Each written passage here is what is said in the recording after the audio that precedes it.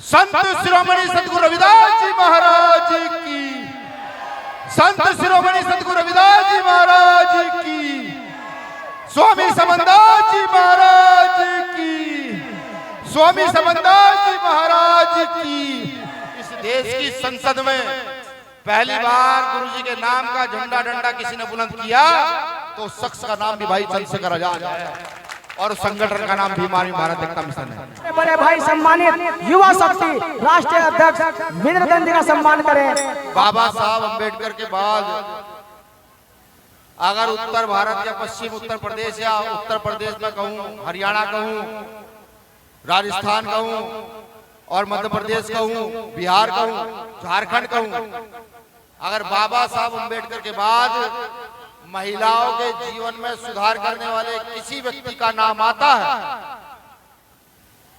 तो उसमें सबसे पहले सतगुरु समनदास जी का नाम आता है।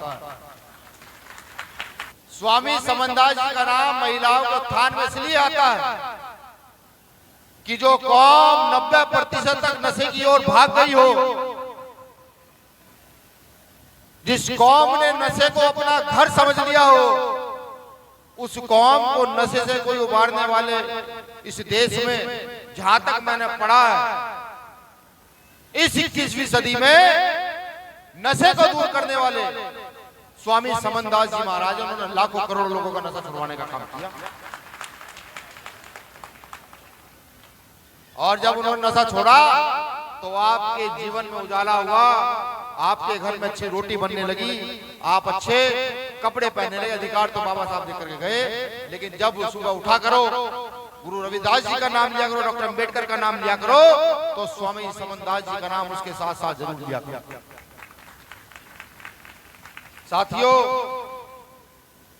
आज माननीय गुरु ब्रह्मचारी जी ने इतना भव्य कार्यक्रम आयोजित कराया। मुझे लगता है कि मेरा भी इतनी हैसियत नहीं मैं गुरु जी का नाम लेकर उन्हें कह सकूं। सबसे महत्वपूर्ण बात, संत शिरोमणि सतगुरु रविदास जी की प्रतिमा व संत स्वामी समनदास जी की प्रतिमा को यहाँ स्थापित करने का काम किया। मैं भीम आर्मी टीम की ओर से, आजाद समाज पार्टी काशीराम की ओर से उनका नमन वंदन करता हूँ। उनके चरणों में अपने मस्तक को रखकर उनको बारंबार नमन वंदन करता हूँ। यहाँ बैठे तमाम साथी, तमाम मेरी माताएं बहनें, तमाम मेरे युवा साथी, तमाम मेरे बुजुर्ग, आप सबको भी नमन वंदन करता हूँ कि आपने इस पंडाल की शोभा बढ़ाई और सतगुरु रविदास जी महाराज के नाम की ख्याति को आगे ले जाने के लिए आप सब लोग यहाँ आए हैं। स्वामी समनदास जी के विचार को यहाँ स्थापित करने के लिए आप सब लोग यहाँ आए। विशेष नमन उन सभी साथियों को भी, शायद जिनको भीम आर्मी के नाम से पेट में दर्द होता है। विशेष नमन उन सब साथियों को भी जो आज कहीं ना कहीं हमारी विचारधारा के खिलाफ हमारे पुरखों का अपमान करने का भी काम करते हैं। विशेष नमन उन साथियों को भी जो हमारे मार्ग में एक पहाड़ की तरह बाधक बनकर खड़े हैं। मैं बताऊं ये नमन उनको किस लिए कि सतगुरु रविदास जी महाराज ने कहा कि ब्राह्मण ना पूजियो जो हो गुणहीन और चरण पूजियो चंडाल के जो हो गुण प्रवीण। इस बात का मकसद समझो कि अब से 500-600 साल पहले जब इस देश में आडंबर प्रभावी था, जब इस देश में मनु की व्यवस्था प्रभावी थी, उस समय सतगुरु रविदास जी महाराज बिना डरे ये कह रहे हैं कि ब्राह्मण ना पूजियो जो हो गुणहीन, चरण पूजियो चंडाल के जो हो गुण प्रवीण। उस समय ना जाने कितने रोड़े सतगुरु रविदास जी महाराज के मार्ग में आए, लेकिन सतगुरु महाराज जी ने उस रोड़ों को अलग किया। मैंने इसलिए ही विरोध करने वाले लोगों को भी आज यहाँ नमन करके भेजा। साथियों, कुछ बातें कड़वी जो मैं कहने जा रहा हूँ, गुरु रविदास जी का एक दोहा चाहूं, ऐसा राज में मिले समन कौन छोट बड़े सत्संग में रहदास रहे प्रसन्न। ये ऐसा कोई सत्संग नहीं होगा, ऐसी कोई पॉलिटिकल पार्टी नहीं होगी, ऐसा कोई सामाजिक आंदोलन नहीं होगा जहां इस दोहे को लिखा ना जाता। लेकिन मेरा सवाल उन लोगों से है जो गुरु रविदास जी के वंश के लोग, कि जब गुरु रविदास जी 600 साल पहले ये आदेश हम लोगों को देकर गए कि हजार राज स्थापित करना, कि जहाँ कोई परेशानी ना हो, जहाँ ऊंच नीच ना हो, रोटी खाने कपड़े की कोई परेशानी ना हो, जहाँ बेगमपुरा राज की स्थापना तुम लोगों को करनी है। क्या हम लोग उस राज की स्थापना करने के लिए लड़ाई थे, बढ़ पाए? मुझे नहीं लगता नहीं बढ़ पाए। अगर हम बढ़ते तो गुरु रविदास जी के जाने के 200 साल के बाद ये राज स्थापित कर चुके होते, लेकिन हम उस राज की ओर बढ़े नहीं, हम उस राज से पीछे की ओर चले गए। आज गुरु रविदास जी को सिर्फ भक्ति का माध्यम बना दिया गया।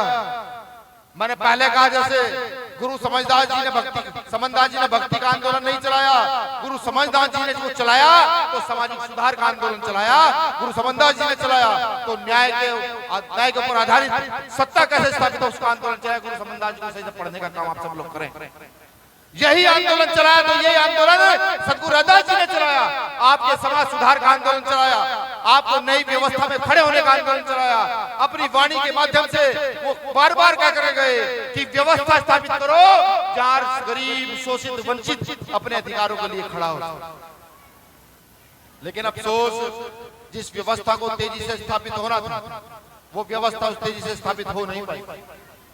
हम लोग प्रयासरत हैं। डॉक्टर अंबेडकर ने प्रयास किया, महामानव माननीय काशीराम साहब ने प्रयास किया, आज भी आर्मी प्रयास कर रही है। सतगुरु महाराज के बेगमपुरा राज को कैसे इस देश में स्थापित किया जाए, ये राज कैसे यहाँ लाया जाए, इस पर हमारा पूरा रिसर्च और पूरी व्यवस्था, इस पर हम काम कर रहे हैं। मैं आपसे भी निवेदन करता हूं कि इस राज को स्थापित करने के लिए आपने सबको मौके देख लिए, एक बार भीम आर्मी के लोगों के कंधे को मजबूत करने का काम कर। मैं सवाल भी पूछता हूं, आपके गांव में, आपके घर में, आपके कहीं पर कोई घटना घटित हुई हो, क्या भीम आर्मी खड़ी हुई या नहीं हुई? हाँ ना में जवाब दे, खड़ी हुई है या नहीं हुई है? खड़ी हुई है। कहीं बाबा साहब की प्रतिमा टूटती हो तो भीम आर्मी खड़ी होती है, नहीं होती है? कहीं सतगुरु रविदास जी का अपमान किया जाता हो वहां भीम आर्मी खड़ी होती है, नहीं होती है? किसी भी महापुरुष का जब अपमान हुआ तब भीम आर्मी प्रचंड ताकत से खड़ी हुई। हालांकि सरकार के नुमाइंदों ने बार बार जेल भेजने का काम किया, लाठीचार्ज करने का काम किया, लेकिन खड़े हुए, बिल्कुल खड़े हुए। यही संतों महापुरुषों ने सिखाया है। मैं आपसे भी कहता हूं कि अन्याय के खिलाफ अपनी आवाज को बुलंद करना शुरू कर दीजिए। अगर अन्याय के खिलाफ हम आवाज बुलंद नहीं कर सकते तो हमें गुरु रविदास जी के वंशजों ने अनुयायी कहने आने का अधिकार बिल्कुल नहीं।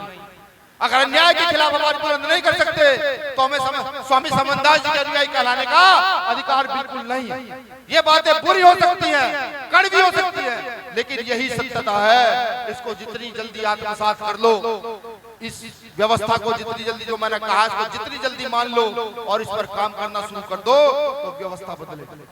रात में एक सत्संग में गया था मुजफ्फरनगर, ना जाने कितनी माताएं बहनें बुजुर्ग वहां पर थे, लेकिन जब सत्संग में घुसा और आश्रम के अंदर पहला कदम रखा तो पहला कदम मेरा कीचड़ पर पड़ा।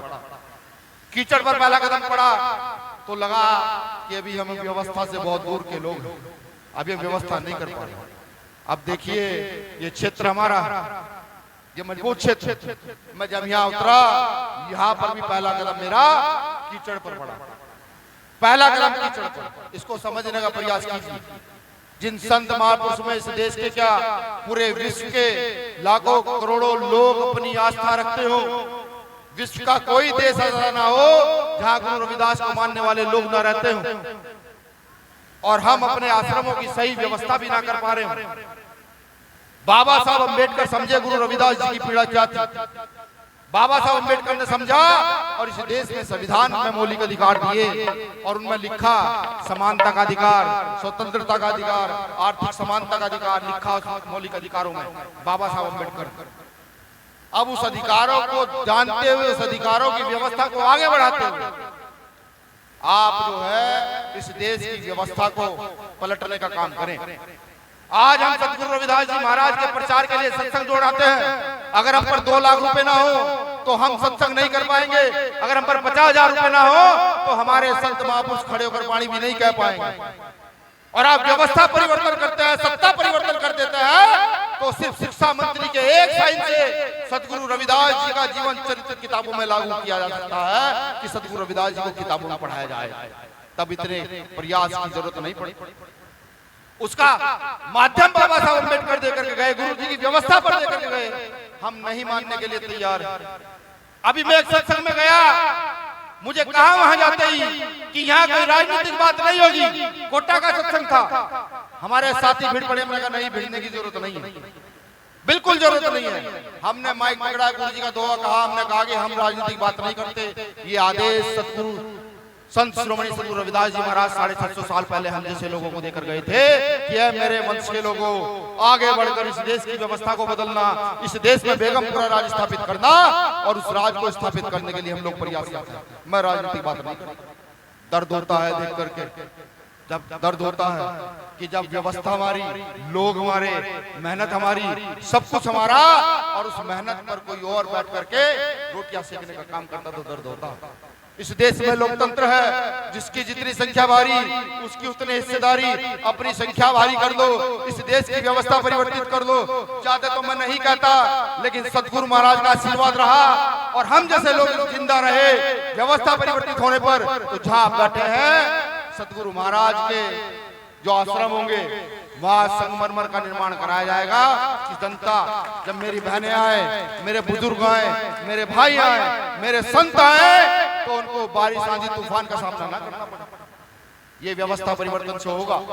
मैं पुनः यहाँ आई संगत को, खास तौर से जितने भी संत यहाँ पर हैं सभी को नमन वंदन करता हूँ। यहाँ पंजाब से डेरे से भी हमारे संत आए हुए हैं, गुरु रोशनीदास जी भी आई हुई हैं और तमाम संत आए हुए हैं। इस भव्य आयोजन के लिए आप सबका शुक्रिया आभार व्यक्त करता हूँ। बस अंत में एक ही बात कहूंगा, गुरु महाराज का सपना पूरा करने के लिए सब लोग रात दिन होकर के मेहनत कीजिए। मेहनत करेंगे तो व्यवस्था बदलेगी, व्यवस्था बदलेगी तो सत्ता बदलेगी, और सत्ता बदलेगी तो हमारा जीवन भी बदल जाएगा। शुक्रिया। जय भीम, जय भारत, जय संविधान, एक जयकारा।